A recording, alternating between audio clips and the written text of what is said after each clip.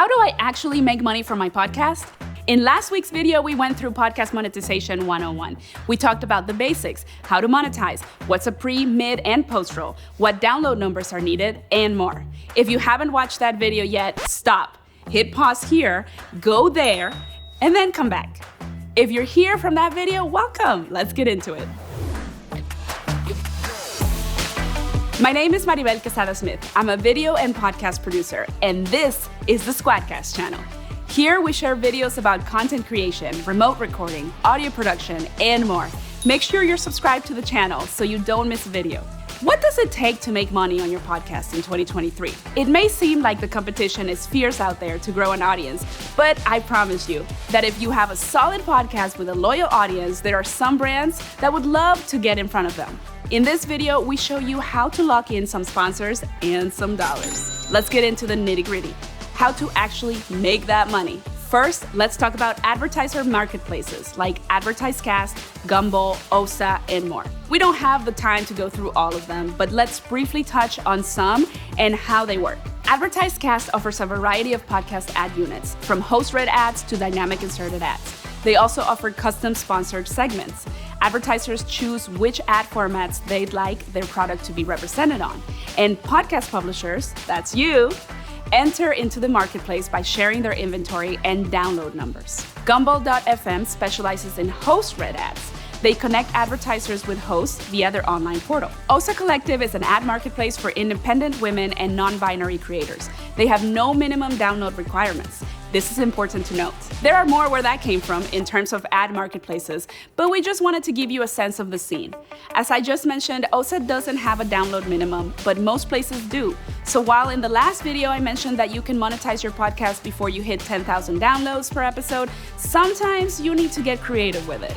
That's why next up is Podcorn.fm.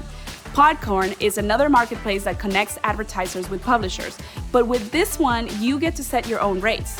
You create an account, submit your RSS feed, and then say which types of ads you're willing to run on your show. Pre, mid, post, creative integrations, sponsored interviews, and more. Ariel, SquadCast head of community and content, had a very nice podcast about kitchen countertops a while back. You can ask her about that at another time, but she was able to run multiple ads for all sorts of products via Podcorn. That brings us to CPM. This is a term that we introduced at the end of our last video, but we didn't explain it because of the cliffhanger. Thanks for sticking around. CPM stands for cost per mille, mille being Latin for 1,000. Podcast ads are generally bought and sold on a CPM basis. For every 1,000 downloads, what's the price you're charging?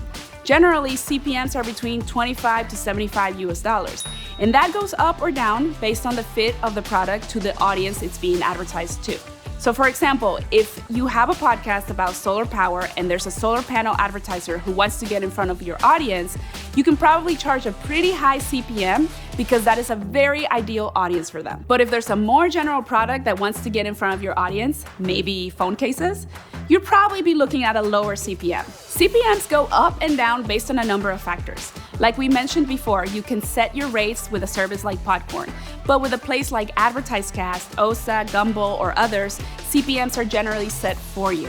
And they can change, but that's okay, because the benefit of working with a service like Advertisecast, for example, is that you don't have to be constantly pitching yourself to advertisers. Now, let's pivot from advertiser marketplace ads to local businesses. Many smaller, newer podcasts are able to monetize their podcast by going local. Sometimes those businesses just want to support another local business, aka your podcast. Sometimes your audience is simply perfect for them because you're a person about town and your audience might be geographically centered in your own town. So whatever the reason, local businesses are a great option for monetizing your show. When working with a local business, you can use the CPM model to determine your price, but you can also ask them to sponsor an entire episode for a set price, or an entire season for a set price. Then it'd be up to you and that business to determine how many ads you run, for how long you run those ads, and if you do any special ads, like having the owner of that business as a guest on your show, for example. Those factors are all up for negotiation. And how might you determine the set price?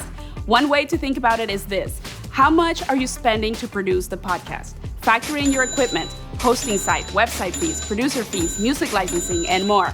Then put a price tag on it. There's a lot to think about when it comes to monetizing your show. And we've covered plenty in this series, but we'll be back with more. We didn't even touch on monetizing by way of memberships or Patreon support. Let us know in the comments if you'd like for us to cover these topics. While there are a lot of moving parts when it comes to making money or attempting to make money from your podcast, the most important thing to remember is this: how does your audience fit into all of this? Will they respond positively to the brands you've chosen to work with? Will they actually be interested in buying the products and the services you're talking about in your podcast ads? One way to find out is to ask them. Surveys are an underutilized resource in connecting with your audience. More on that in a later video. Until next time, happy monetizing.